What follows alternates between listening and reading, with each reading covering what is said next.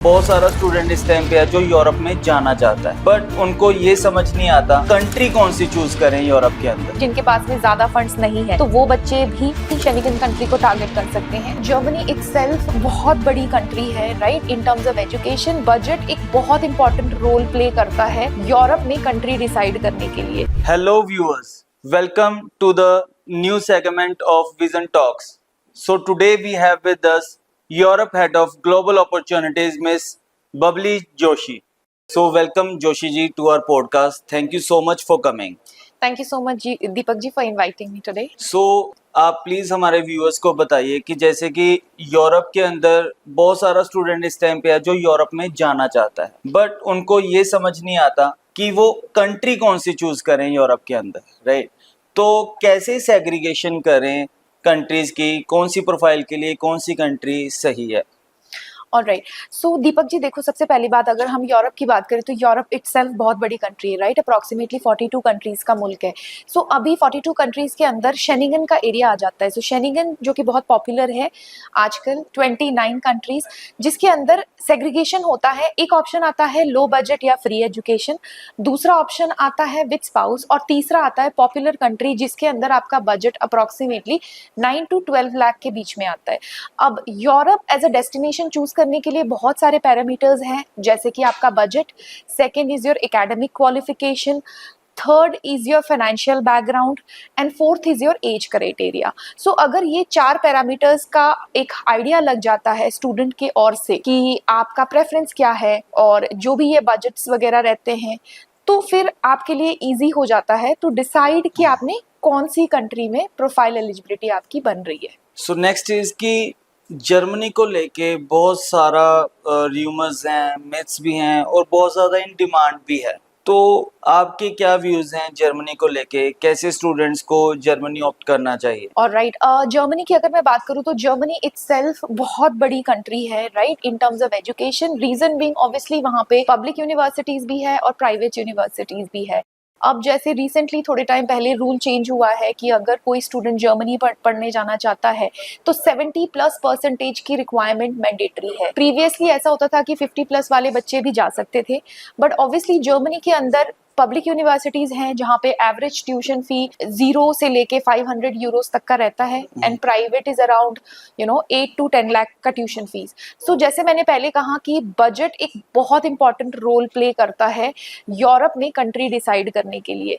तो yes, Germany एक बहुत अच्छी कंट्री है, डिपेंड करता है आपकी एलिजिबिलिटी पे। तो आप विजिट करके, काउंसलिंग करके, अपनी प्रोफाइल असेस करके जर्मनी भी चूज कर सकते हो। जर्मनी में definitely student free of cost भी पढ़ सकते हैं अगर आपकी एकेडमिकली परसेंटेज अच्छी है तो। ज़्यादातर लोगों के दिमाग में ये रहता है कि लो बजट मीन्स यूरोप। आप कितना सहमत हैं इस बात से। मैं बिल्कुल सहमत हूँ, बिकॉज यूरोप में अभी अगर मैं बात करूँ कुछ कंट्रीज की, जैसे नॉर्वे हो गया, इटली हो गया, ऑस्ट्रिया हो गया, जर्मनी हो गया, फ्रांस हो गया, यहाँ की जो पब्लिक यूनिवर्सिटीज हैं इनमें ट्यूशन फीस 0 से लेके मैक्सिमम 700-800 यूरोस पर ईयर है। सेकेंड, बहुत सारी ऐसी कंट्रीज है जैसे लातविया, लिथुआनिया, एस्टोनिया, चेक रिपब्लिक, पोलैंड, हंगरी, जहाँ पे ट्यूशन फी 2.5 लाख से लेके maximum 4 lakh rupees per year तक है, जो कि ऑलमोस्ट इंडियन यूनिवर्सिटीज के बराबर है। So this is the main reason why students prefer करते हैं यूरोप में लो बजट कंट्री जाने के लिए। अगर मैं बात करूं शेंगेन स्टडी वीज़ा की, तो क्या आप हमारे स्टूडेंट्स को बताएंगे कि क्या क्या रिक्वायरमेंट्स रहती हैं अगर किसी को शेंगेन स्टडी वीज़ा के अंदर जाना है। मीन्स IELTS क्या होनी चाहिए, ISPT रिक्वायर्ड है नहीं है, या फिर एकेडमिक्स में क्या होना चाहिए, गैप कितना एक्सेप्टेड है। सो अभी अगर मैं शेंगेन वीजा की बात करूं तो एवरेज, अगर जो हम एलिजिबिलिटी क्राइटेरिया नॉर्मल स्टैंडर्ड हर कोई कंट्री के लिए बात करें तो एवरेज कोई भी स्टूडेंट है, चाहे वो यूजी है चाहे वो पीजी का स्टूडेंट है, 60% is the minimum requirement. But yes, ऐसा नहीं है कि 50 या 55% में आप नहीं जा सकते। There are certain countries and universities जहाँ पे 50-55% भी एक्सेप्टेड है, बट वी ऑलवेज सजेस्ट कि 60 एंड अबव है तो उसके चांसेस ज्यादा है। Secondly, again there are certain country जहाँ पे मिनिमम IELTS की रिक्वायरमेंट 5.5 है, किसी कंट्री में 6 बैंड्स भी है, और बहुत सारी ऐसी कंट्री है जहाँ पे अगर आपकी मीडियम ऑफ इंस्ट्रक्शन इंग्लिश है तो वो भी एक्सेप्टेड है।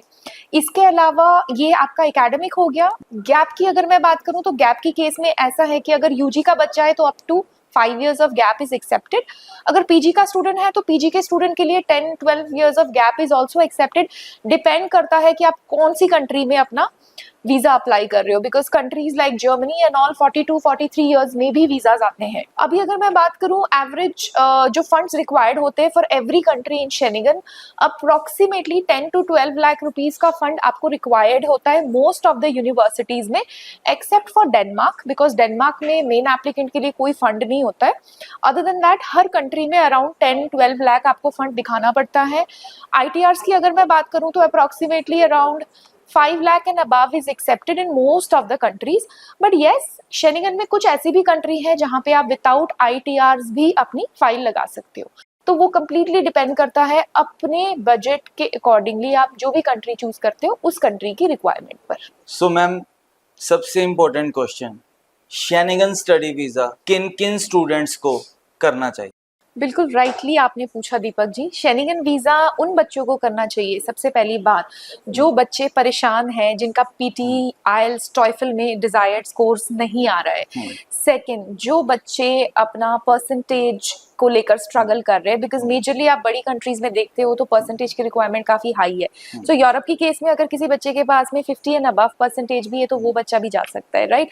तीसरा ऑप्शन ये है कि फाइनेंसेस को लेकर बहुत परेशान है, राइट, जिनके पास में ज्यादा फंड्स नहीं है, तो वो बच्चे भी शेनिगन कंट्री को टारगेट कर सकते हैं। चौथा, जो बच्चे ITRs को लेकर स्ट्रगल कर रहे हैं तो वो बच्चे भी शेनिगन कंसिडर कर सकते हैं, राइट।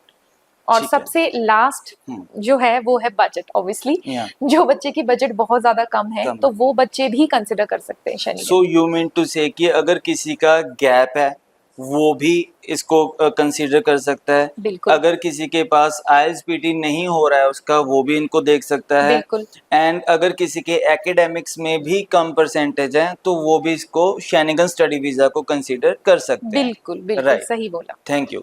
सो मैम, बहुत टाइम पहले ऐसे होता था कि 12th के बाद भी लोग स्पाउस को साथ लेके चले जाते थे। I will not name the countries, but चले जाते थे। क्या आज भी ऐसी ऑप्शंस अवेलेबल हैं? जी बिल्कुल दीपक जी, आपने सही कहा। आज भी यूरोप में बहुत सारी कंट्रीज हैं जहाँ पे आप विद स्पाउस जा सकते हो, same day flying without IELTS, और जो बच्चा +2 पास आउट है वो बच्चा भी जा सकता है। तो मैं स्टूडेंट्स को बताना चाहती हूँ कि आज भी यूरोप में बहुत सारी कंट्रीज हैं जहाँ पर आप विद स्पाउस जा सकते हो और IELTS PTE मैंडेटरी नहीं है। वो स्टूडेंट का अपना चॉइस है, अगर वो करना चाहते हैं तो डेफिनेटली वो कर सकते हैं। But yes, there are certain countries अभी भी जिसमें आप +2 के बिहाफ पे विदाउट IELTS PTE अपने स्पाउस के साथ जा सकते हो। Isn't it? Means you are saying कि 12th की हुई है एंड उसके बाद अगर आपके पास IELTS-PT नहीं है तो भी आप अपने स्पाउस के साथ शेनिगन के अंदर जा सकते हैं। जी बिल्कुल, स्पाउस के साथ साथ अगर किसी का डिपेंडेंट चाइल्ड है तो वो भी जा सकते हैं। That's great.